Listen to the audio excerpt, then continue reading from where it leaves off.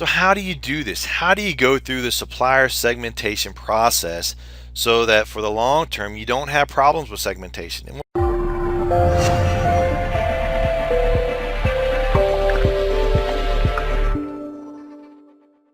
what kind of problems might you have is that you may be focused on transactions and jumping through who's putting out fires, that you're not able to focus on value. You're not able to focus on the long-term relationships with your vendors. And by not developing your relationships, you have no value. You're constantly jumping through who's putting out fires, and it ends up resulting in poor management. And none of us want to have to go through this. So you want to go through the segmentation process, and that's what I'm getting ready to show you next, is exactly how you go through and segment your suppliers. The way we do that is you first identify what criteria you want to segment. What categories do you want to separate them into? What competencies do you want to make sure you have identified? And what capabilities do you need to make sure are identified for you? When you have these three areas identified, categories, competencies, and capabilities, then you know that your vendors are properly segmented so that you can award them or let them participate in the RFPs they need to participate in, and that you have the capabilities you need for your supply chain. How do you do this? You go sit in a room with your team and you go through and you figure this stuff out.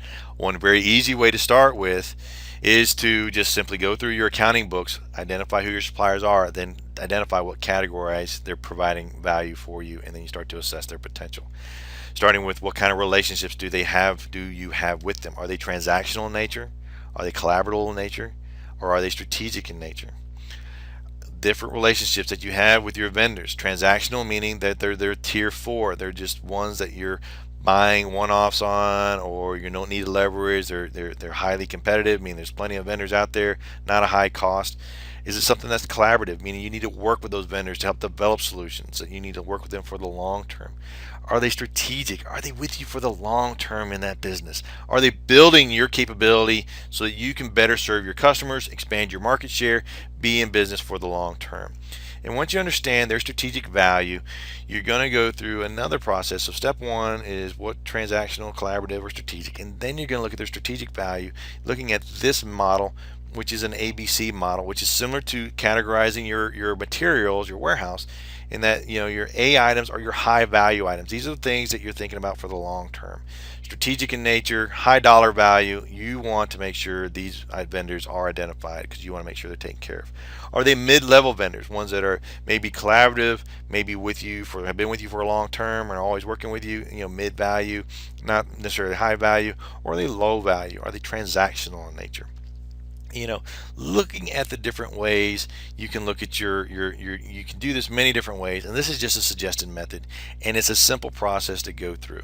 There's plenty of tools out there looking for you to make sure that you can invest because they're the solution for your problems, even though you don't know you have problems yet.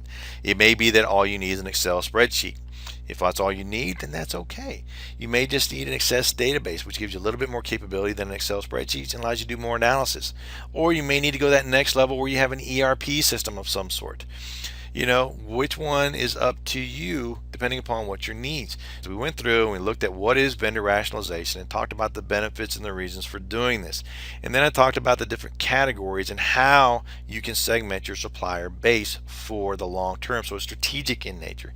And then we went through a step-by-step process and exactly how you need to do this so that you get the value for the long term with your supply base.